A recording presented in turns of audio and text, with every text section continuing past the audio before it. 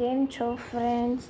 આજે સૌથી પહેલાં હનુમાન દાદાનો બર્થડે છે, તો સૌથી પહેલાં હનુમાન દાદાને આપણા બધા વતી હેપી બર્થડે. તો આજે આપણે મીઠી બુંદી બનાવીશું. જેના માટે મેં 1 કપ બેસન લીધું છે, એટલે કે ચણાનો લોટ લીધો છે. અને ચણાનો લોટ જેટલો લઈએ આપણે એ આપણે જે રેગ્યુલર લઈએ છીએ ને એટલો જ લેવાનો છે, બાકી ચેન્જ નથી. પણ પાણી એટલું નથી લેવાનું, પાણી જો એના કરતાં હું ઓછું લઉં છું.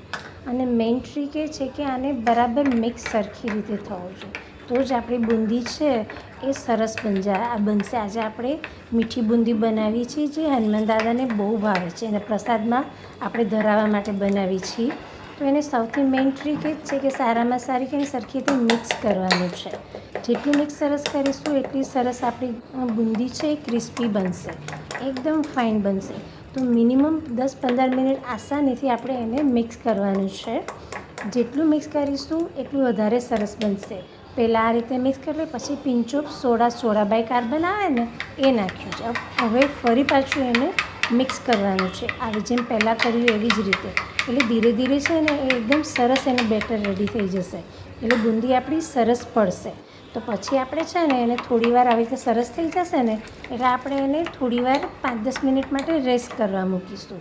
એટલે આ જે બેટર આપણું રેડી થઈ ગયું છે એને રેસ્ટ કરવા મૂકીશું, ત્યાં સુધી આપણે ચાસણી કરી લઈએ. તો ચાસણી માટે જેટલો લોટ લીધો છે એના કરતાં આપણે વધારે થોડું ચાસણી લેવાની છે, અડધો કપ બનાવવાની છે. ખાંડ લીધી છે, તો હવે એને પાણી થોડું ખાંડ ડૂબે એટલું લેવાનું છે. તો હવે આપણે એને સરસ રીતે એને પણ ગેસ ઉપર મૂકી દીધી છે ચાસણી બનાવવા માટે ખાંડને. તો એને બનાવીએ છીએ.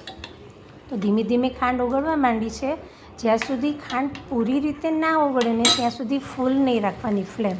હવે ઓગળી ગઈ છે એટલે હવે વાંધો નહીં. અને આને આપણે કોઈ તારવારી નથી રાખવાની, થોડું કેસર બી નાખ્યું છે, કારણ કે એમાં કોઈ તારવારી ચાસણી નથી કરવાની. તો હવે અમે આપણે થોડુંક આટલું જ ફૂડ કલર નાખીશું, સેજ જ નાખવાનો છે, સાવ જરાક, એટલે થોડોક કલર વધારે સારો આવે બુંદીનો, એટલા માટે. તો બસ આપણી ચાસણી થઈ ગઈ છે રેડી, કારણ કે કોઈ તાર નથી લેવાનો ચાસણીમાં, ખાલી સિરપ જેટલું જ બનાવવાનું છે. તો હવે આપણે તેલ ગરમ કરવા મૂકી દઈએ છીએ, કારણ કે ચાસણી તો બની ગઈ છે. તો હવે આપણે તેલ, ઘી તમે કંઈ પણ લઈ શકો છો. તો આપણે તેલ આવી ગયું છે કે નહીં ચેક કરી લઈએ. તો તેલ આવી ગયું છે સરસ. તો હું આપણે જે પૂરી તળવાનો જારો હોય ને એનાથી જ હું બુંદી બનાવીશ. તો જો નાની વાટકી લીધી છે, બસ આને કશું જ નથી કરવાનું, બસ ધીમે ધીમે પડી જશે, કારણ કે આપણું બેટર બરાબર બન્યું છે, એટલે કંઈ જ કરવાની જરૂર નથી. તમે જોઈ શકો છો કે સરસ બુંદી પડે છે જાતે જાતે. તો બસ આવી રીતે બધી બુંદી આપણે કરી લેવાની છે. અને જો એકદમ સરસ બને છે, જો તમે બધા દાણે દાણા એક સરખા થયા છે અને એકદમ સરસ ક્રિસ્પી પણ થશે, એવું નહીં કે પોચા થશે, કારણ કે આપણે એને સરસ પરફેક્ટ રીતથી બનાવ્યું છે. તો જો એકદમ છૂટા છૂટા દાણા થયા છે અને સેમ સરખા થયા છે અને એકદમ ક્રિસ્પી થશે, એ બી હું તમને બતાવું છું કે સરસ થશે. જો છે ને એકદમ કેટલા ફાઇન થયા છે. તો આ રીત જો એકદમ સરસ થાય છે, તરત ભૂકો બી થઈ જશે અને સારા બને છે. ટૂંકમાં આપણી બુંદીનું જે બેટર છે એ બરાબર થયું છે. તો આવી રીતે બધી બુંદી તળી લીધી અને હવે ચાસણીમાં 1 ચમચી, નાની ચમચી ઘી નાખી દેવાનું છે. એટલે છે ને આપણી બુંદી એકદમ સરસ થઈ જશે, વધારે સારી થશે. તો હવે એ ચાસણીમાં બુંદી જે તળી છે એ નાખી દઈએ છીએ, ધીમે ધીમે વારાફરતી નાખી દઈશું બધી. હવે ફરી બધી નાખી દઈશું, એટલે હલાવી દઈશું અને સેજવાર રહેવા દેવાની છે. પછી આપણે એને પ્લેટમાં કાઢી નાખીશું. અંદર તમારે જે નાખવું એ નાખી શકો છો.